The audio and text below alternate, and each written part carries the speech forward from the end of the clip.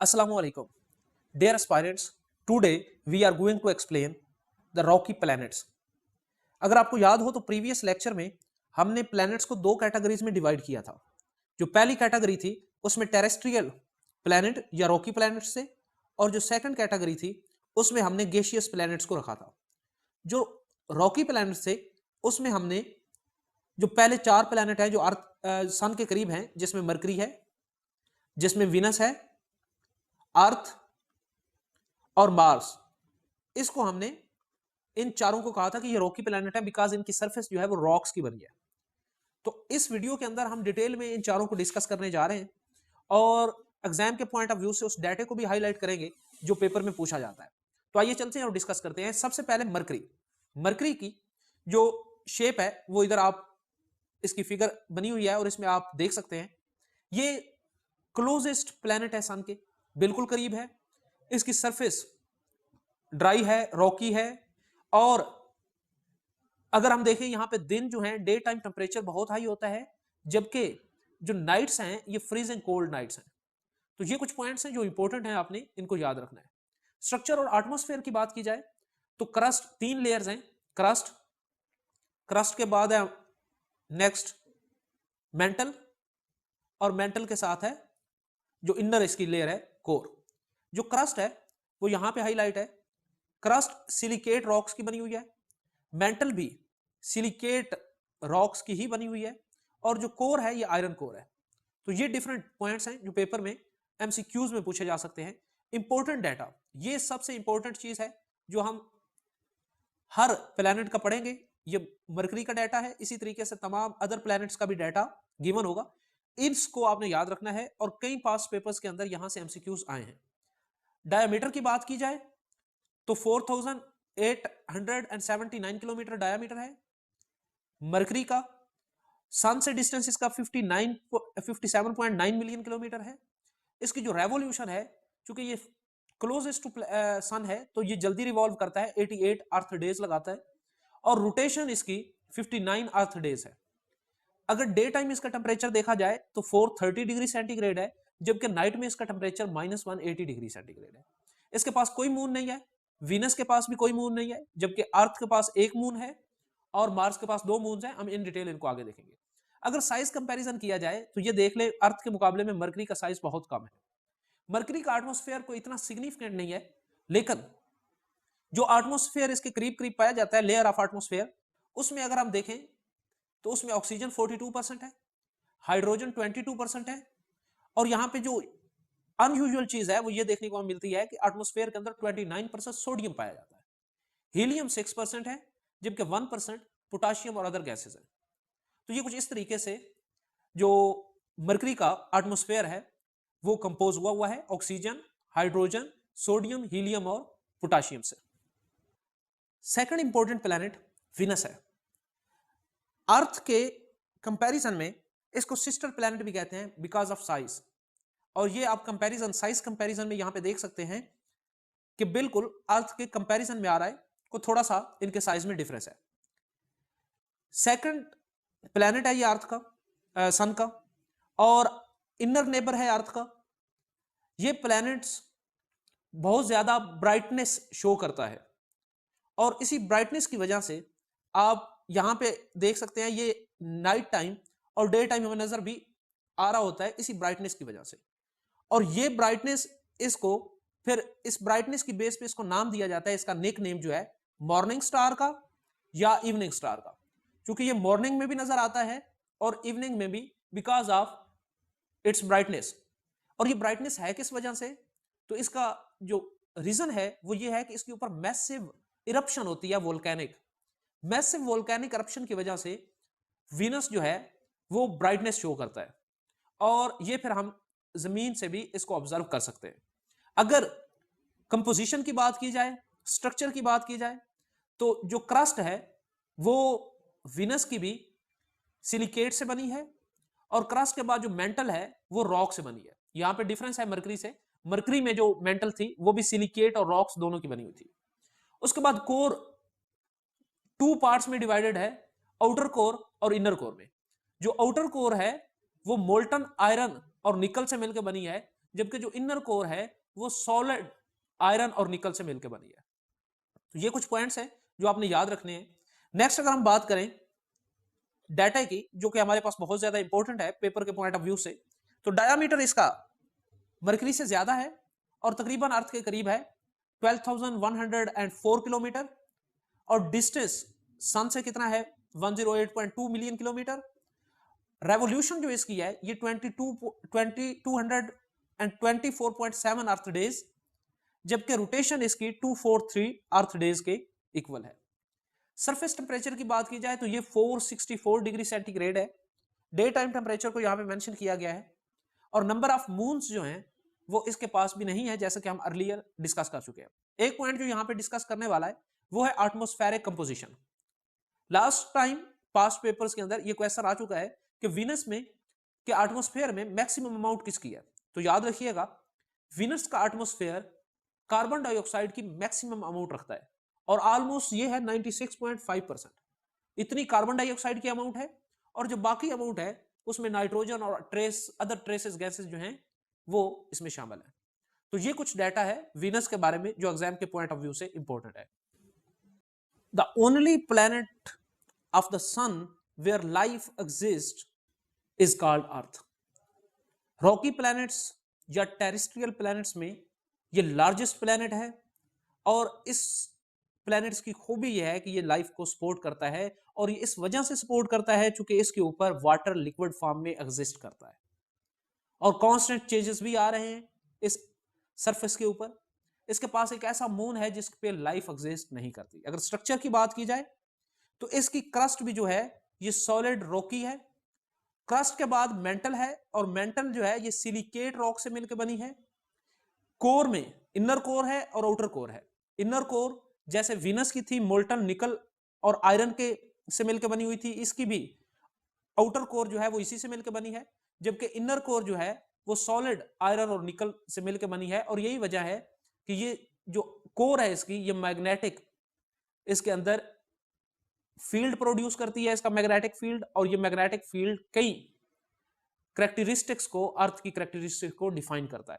अगर हम एटमॉस्फेयर की बात करें तो इसका एटमॉस्फेयर अनयूजुअल है एज कंपेयर टू अदर, क्योंकि इसमें मैक्सिमम अमाउंट में पाई जाती है नाइट्रोजन जो कि है 78.1%। सेकंड नंबर पे है ऑक्सीजन 21% ऑलमोस्ट। आर्गोन और ट्रेस गैसेस जो है ये 1% के राउंड अबाउट है। इसके पास अगर डाटा जो है पेपर के पॉइंट ऑफ व्यू से इंपॉर्टेंट चीजें, इसका डायामीटर है 12,756 किलोमीटर, सन से डिस्टेंस है 150 मिलियन किलोमीटर, रेवोल्यूशन का पीरियड है 365.26 अर्थ डेज, और रोटेशन जो है ये 24 आवर्स ऑलमोस्ट बनती है। और अगर एवरेज सरफेस टेम्परेचर की बात की जाए तो 15 डिग्री सेंटीग्रेड है। नंबर ऑफ मून्स सिंगल है इस पे मून। और अगर अर्थ की जो पिक्चर है, जो स्पेसक्राफ्ट लार्जेस्ट स्पेसक्राफ्ट है जो अर्थ की जो डिफरेंट एंगल से पिक्चर्स वगैरह ले रहा है, इसके स्ट्रक्चर को डिफाइन कर रहा है, इसकी स्टडी कर रहा है, वो है यूरोपीय यूनियन का इनविसेट, जो यूरोपियन कमीशन ने इसको भेजा हुआ है। तो ये कुछ इंपॉर्टेंट डाटा है अर्थ के रिलेटेड। मून के बारे में हम नेक्स्ट वीडियो के अंदर डिटेल में डिस्कशन करेंगे, और जो मून के बाकी कैरेक्टरिस्टिक्स हैं उसको भी डिफाइन करेंगे इंशाल्लाह। रॉकी प्लैनेट्स के अंदर लास्ट प्लैनेट है मार्स। मार्स भी अपनी कई कैरेक्टरिस्टिक्स की वजह से काफी ज्यादा इंपॉर्टेंट है। अगर नंबर देखा जाए तो इसका 4th है, और इसको रस्ट रेड प्लैनेट भी कहते हैं क्योंकि इसकी सरफेस जो है वो हाईली रेड है। डिस्कस करते हैं कि ये किस वजह से है।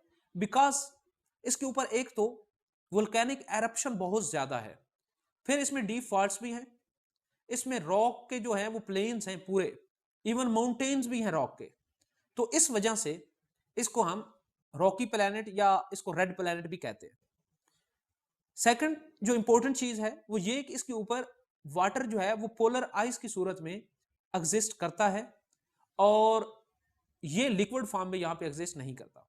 स्ट्रक्चर की बात की जाए तो अपर इसका एटमॉस्फेयर है, एग्जिस्ट करता है इसमें एटमॉस्फेयर। इसकी क्रस्ट रॉकी है, जैसे कि हम पहले डिस्कस करते आ रहे हैं कि तमाम रॉकी प्लैनेट्स की जो क्रस्ट है वो बेसिकली रॉक की बनी हुई है। मेंटल सिलिकेट रॉक की है, और जो कोर है इसमें कोई इनर और आउटर कोर नहीं है, जबकि ये दोनों जो कोर्स वगैरह एक कंबाइन ही है, और ये इन कोर आयरन और निकल अलॉय की बनी हुई है। अलॉय तो नहीं कहेंगे, आई थिंक इन दोनों की कंपोजिशन से मिलकर बनी है। प्लैनेट का जो एटमॉस्फेयर है उसमें मैक्सिमम अमाउंट कार्बन डाइऑक्साइड की है 95.3%, फिर इसमें नाइट्रोजन है 2.7%, 1.6% जो है वो आर्गोन है, और बाकी 0.4% अदर गैसेस है। अगर आप सरफेस को देखें तो इसके ऊपर मार्शियन की जो सरफेस है इसके ऊपर मुख्तलिफ आपको टेरेन नजर आएंगी। ये टेरेन, और ये वोल्केनिक इरप्शन की वजह से है टेरेन, और इन पे हाईली वोल्केनिक इरप्शन होती है, और कार्बन डाइऑक्साइड की अमाउंट चूंकि वैसे ही मैक्सिमम है, तो इसी वजह से ये जो प्लैनेट है ये रेड शेप हमें देता है, और हम इसको रेड प्लैनेट कहते हैं। इंपॉर्टेंट डाटा में देखें, डायामीटर इसका 6792 किलोमीटर है, सन से डिस्टेंस 227.9 मिलियन किलोमीटर है, इसकी ऑर्बिटल पीरियड या रेवोल्यूशन जो है 687 अर्थ डेज है, जबकि इसकी रोटेशन अर्थ से थोड़ी सी ज्यादा है 24.62 आवर्स। और टेम्परेचर की बात की जाए तो इसका टेम्परेचर जो डे टाइम है वो 25 डिग्री सेंटीग्रेड तक जा सकता है, जबकि नाइट टाइम -125 डिग्री सेंटीग्रेड तक भी जाता है। इसके पास 2 मून्स हैं, उनको हम डिस्कस करते हैं अभी। अगर साइज कंपैरिजन इसका किया जाए तो अर्थ के मुकाबले में ये हमें तकरीबन हाफ नजर आता है। अगर हाफ अर्थ जो हो तो वो मार्स के साइज के इक्वल होती है ऑलमोस्ट। मार्स के दोनों मून्स का नाम है फिबोस एंड डिमोस। जो फिबोस है इसका साइज थोड़ा बिगर है, यानी ये 26 किलोमीटर लॉन्ग है, और ये ऑर्बिट करता है मार्स को कितने डिस्टेंस से, 9380 किलोमीटर से। यहां से आप डायग्राम में देखें तो यहां पे ये फिबोस पड़ा है, ये मार्स को ऑर्बिट कर रहा है, और इसका जो एक रेवोल्यूशन है, एक चक्कर है, वो कंप्लीट होता है 7 घंटे और 39 मिनट में। जबकि डिमोस जो है वो ज्यादा डिस्टेंस पे है, और इसका चूंकि डिमोस बेसिकली साइज में थोड़ा कम है, 16 किलोमीटर लॉन्ग है, और ये डिस्टेंस ज्यादा पे है, और ये अपना एक चक्कर कंप्लीट करता है 30 घंटे और 18 मिनट्स में। और आप देख रहे हैं ये तकरीबन 4 गुना ज्यादा टाइम ले रहा है फिबोस से। और जो मार्स है वो उसको हम ऑलरेडी पढ़ चुके हैं कि मार्स अपना एक कंप्लीट राउंड जो है, एक रोटेशन जो है वो कंप्लीट करता है 24 आवर्स एंड 37 मिनट्स में। ये दोनों मून तकरीबन सर्कुलर ऑर्बिट्स में मूव करते हैं मार्स के इक्वेटर पे, जबकि फिबोस इनर मोस्ट मून है और ये क्लोज है मार्स के, जबकि जो दूसरा है डिमोस ये आउटर मोस्ट मून है। इसके अलावा अगर हम बात करें वाटर की, तो वाटर प्रेजेंस आइस कैप की सूरत में और वेपर्स की सूरत में इस प्लेनेट के ऊपर देखने को मिलती है। कहा यह जाता है कि टेम्परेचर इस प्लेनेट का फॉल करने से पहले वाटर लिक्विड फॉर्म में यहां पे एग्जिस्ट करता था। जैसे ही टेम्परेचर फॉल किया है before billions of year ago, तो इस प्लेनेट का जो टेम्परेचर है वो इतना फॉल कर गया है कि जिसके बाद इसके ऊपर लिक्विड जो है वो वाटर लिक्विड फॉर्म में एग्जिस्ट नहीं कर पाया। तो अभी इसके ऊपर वाटर जो है वो पोलर कैप्स की सूरत में, आइस की सूरत में एग्जिस्ट करता है। और इसकी 2005 में मार्स एक्सप्रेस ने एक पिक जो है वो ली थी मार्स से, और इस पिक्चर के अंदर आप देख सकते हैं वाटर एक सर्कुलर आइस की सूरत में, ड्रॉप की सूरत में यहां पे एग्जिस्ट कर रहा है। तो ये सबसे बड़ा मिशन था जो इस चीज की अलामत है कि वाटर यहाँ लिक्विड फॉर्म में भी एग्जिस्ट करता रहा है, या वाटर की एग्जिस्टेंस, चले आइस कैप में सही, एग्जिस्टेंस तो है। अगर हम लाइफ की बात करें तो इसके भी कुछ सबूत जो हैं वो मिले हैं। एक्स्ट्रा टेरेस्ट्रियल लाइफ, यहाँ पे डाटा गिवन है, आप इसको डिटेल में पढ़ सकते हैं। उसके भी कुछ जो यहाँ पे हैं वो आसार मौजूद हैं। कई मिशन मार्स पे जा चुके हैं। उन मिशन में मशहूर जो मिशन है और सबसे ज्यादा जो एक्सटेंसिव है वो मार्स एक्सप्रेस का है। 2003 में उसकी वर्किंग स्टार्ट हुई थी।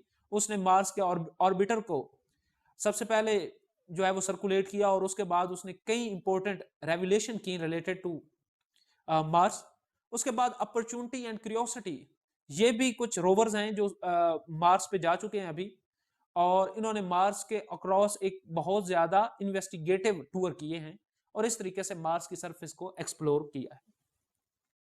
स्टूडेंट्स, ये था आज का लेक्चर 4 जिसमें हमने रॉकी प्लैनेट्स को डिटेल में डिस्कस किया।